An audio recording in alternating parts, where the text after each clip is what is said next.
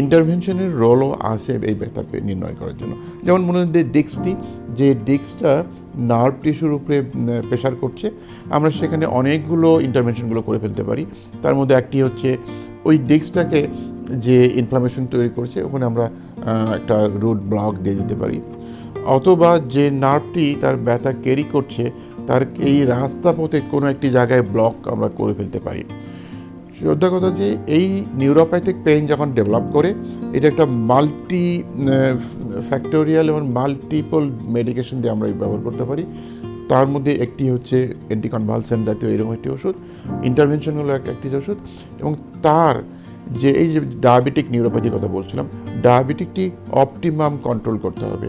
এর সঙ্গে সঙ্গে তার ডায়েট হ্যাবিটটা পরিবর্তন করতে হবে, তাকে একটু ব্যায়াম করতে হবে, তাকে একটু ফিজিও করতে হবে। এই সবগুলোকে একটি মিলিয়ে এই নিউরোপ্যাথিক পেইনের ম্যানেজমেন্টগুলো করা যেতে পারে। ঢাকা পেইন ম্যানেজমেন্ট সেন্টার, ব্যথা নিরাময়ে আমরাই প্রথম।